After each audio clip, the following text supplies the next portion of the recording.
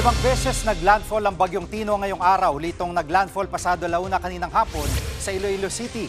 Bago yan, tumama muna sa Silago, Leyte, Borbon, Cebu, Sagay City sa Negros Occidental at San Lorenzo, Guimaras. Huling namata ng Bagyong Tino sa paligid ng Cadiz City sa Negros Occidental. Taglay nito ang lakas ng hanging aabot sa 130 km per hour at bugsong hanggang 185 km per hour.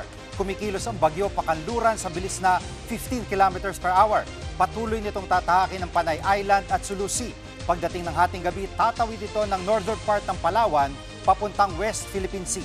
Naasahang lalabas ng PAR ang Bagyong Tino sa Huwebes. Nakataas naman ng storm surge red warning sa Antique, Oriental Mindoro at Palawan. Inaasahan na mahigit 3 metrong taas ng alon, kaya inaabisuhang lumikas sa mga residenteng nakatira malapit sa dagat.